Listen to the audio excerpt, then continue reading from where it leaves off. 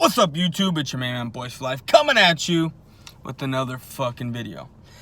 Now, this is my post-game video. I said I was going to put one up in the morning. As you know, I'm at work right now. I'm about to clock out here in about 25 minutes. But anyway, let's get to this because, I mean, there's not much to talk about.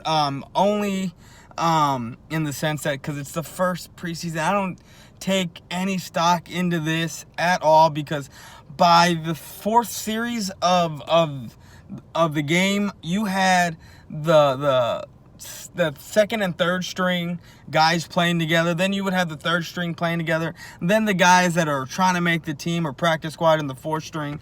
While San Francisco had their second and third string guys in most of the game, which is why White looked like garbage.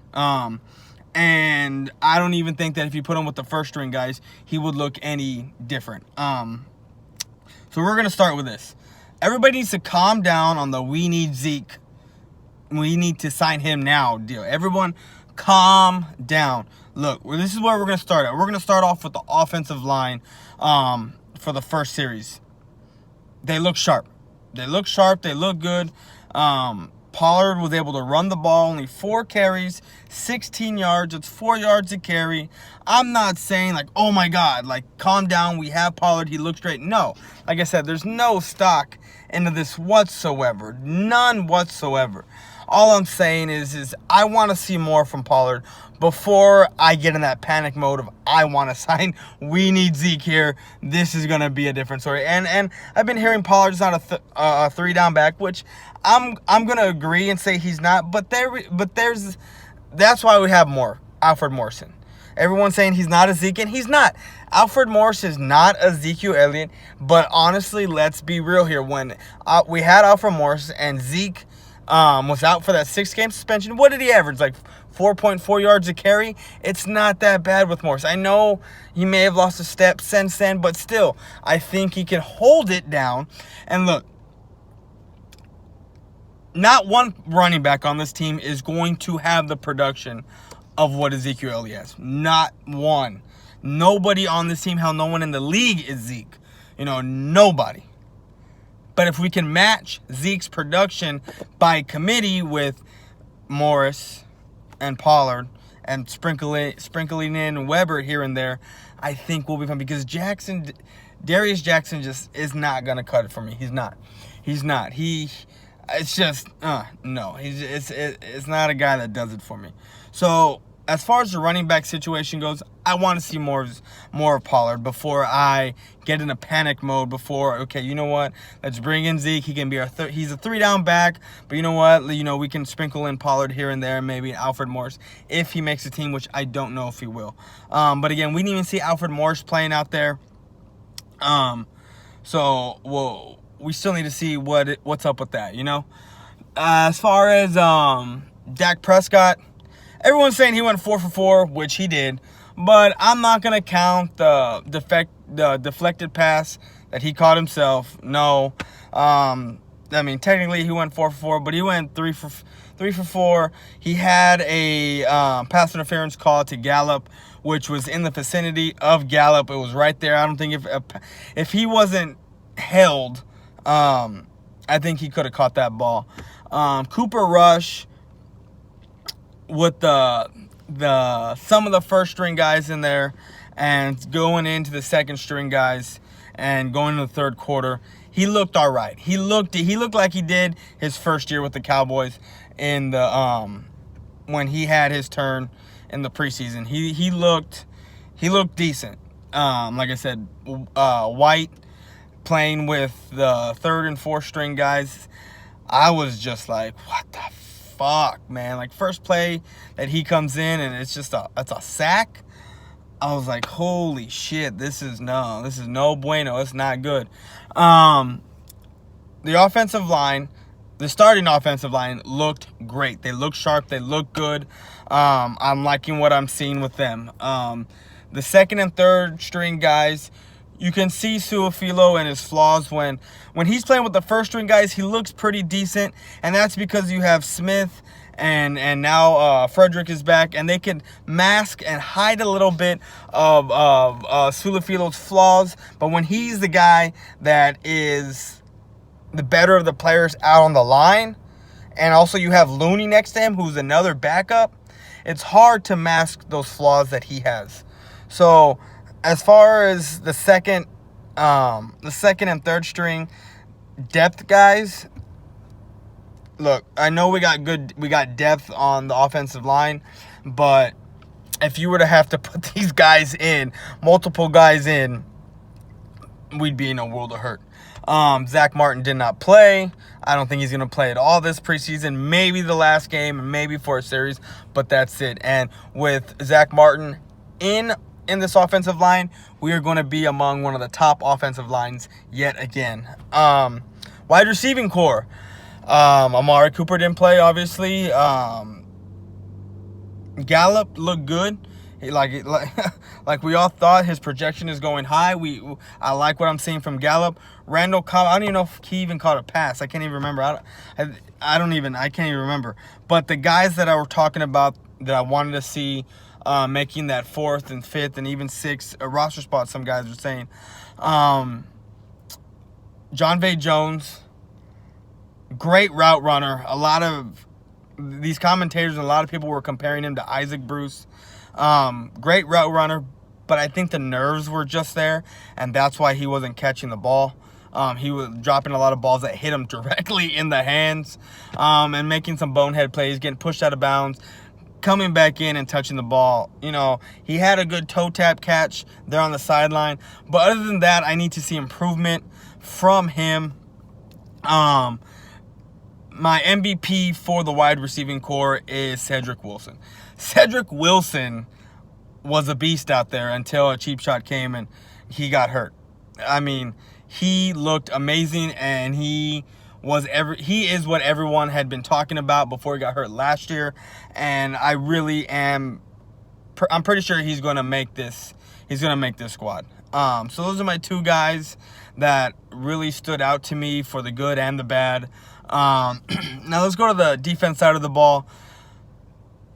I was very disappointed in seeing Tristan Hill. He just kind of looked lost. He really didn't show me anything at all. But again, it's first preseason game. But since it is my squad, I'm going to be a lot harder on my squad than I am going to be anybody else.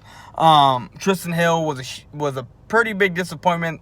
I wanted to see him a lot in there, and from what I saw, I don't know if it wasn't clicking for him, but he didn't look, it was just a disappointment for me. Taco, I am very concerned. There are times when he just looks out of it and he just gives up on the plans. And there's times where he's like, ding, the lights go on and he makes plays and he makes plays. So it's a concern there for me. Jelks, the 7th round pick from Oregon, that guy, I'm pretty sure he's going to make the squad. I'm pretty sure he's going to make the team. Again, it's only the first playoff series. But when you are 3rd and 4th string on the depth chart and you're playing against equal talent, like he's playing against 3rd and 4th string offensive linemen, and he's dominating, that's good. That's what I want to see. You're dominating your level of talent. Now, let's elevate and see how much better we can get. That's it for the D-line. The linebackers, the first guy, Jalen Smith and LVE, they look, the first series on both sides of the ball, we look sharp. Cheeto looked good. Jordan Lewis making plays. He's just a pest. He's just in there getting shit done. LVE and Jalen Smith, this first string set of guys, the linebackers in the secondary, I'm straight with right now. Heath, yeah, he's got me concerned a little bit. Other than that, the secondary is solid. I'll give them that. They're solid right now. But when it comes to the second, third string guys, Damian Wilson was a guy that stood out for me. Anybody who gets an interception, because this Cowboys team is known for not getting many takeaways, and if you can make interception and make plays, you're gonna stand out. Jokes, like I said, he had a sack when he was in. Wilson had an interception. Gifford playing great. A lot of people were saying that this guy could be a replacement for Sean Lee out at the Sam position, and then he got hurt. I'm hearing it's a sprain, so hopefully it's a low-grade sprain, or he's out for a couple weeks. Maybe comes in, the last preseason game, plays a little bit more, so we can get a little bit more better look of him. Michael Jackson back there, our tall, lanky corner, made some bonehead plays, pass interference, let one go down, a bomb go down to Deebo Samuels. So, like I said, it's the first preseason game. I'm not really taking too much stock into this, but our depth-wise, look, let me look at it like this.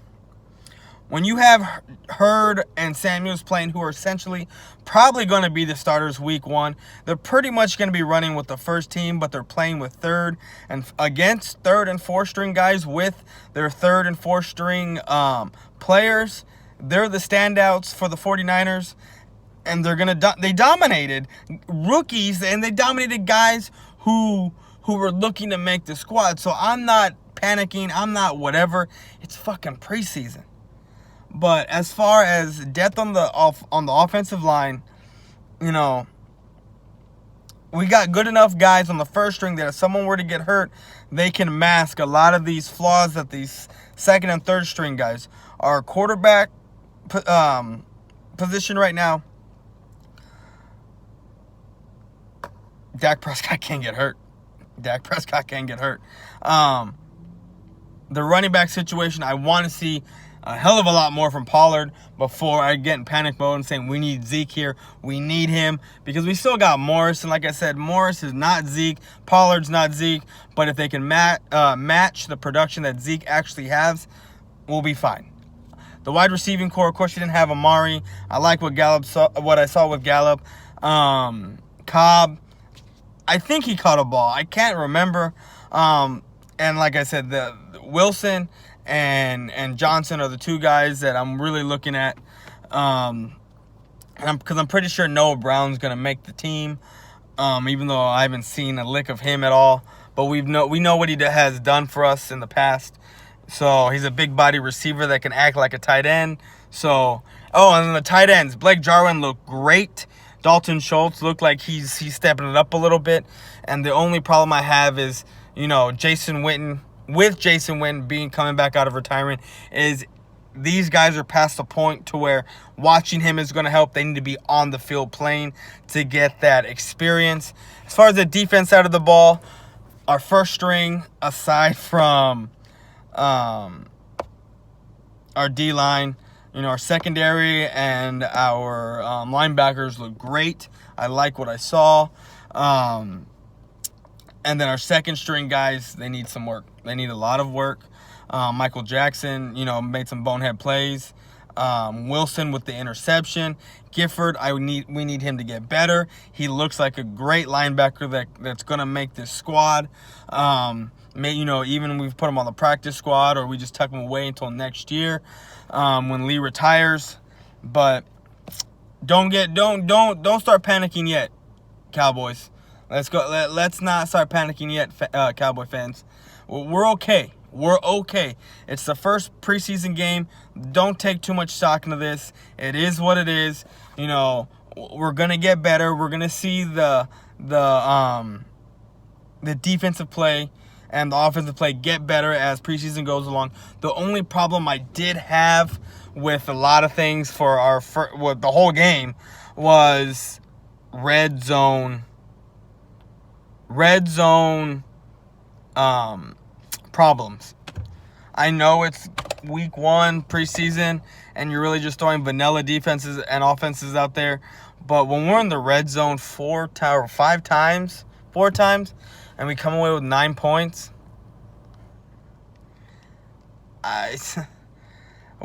between the 20s, we look great. Between the 20s, we look good. We're moving the ball downfield. But I don't know if that's where the Zeke problem comes in. But again, we didn't have Pollard out there. We didn't have Alfred Morris out there. And then we especially didn't have Dak Prescott out there doing the pass run option. So it is what it is. But don't panic yet. So that's my take on week 1 preseason. And that's all I got. I'm out. Peace.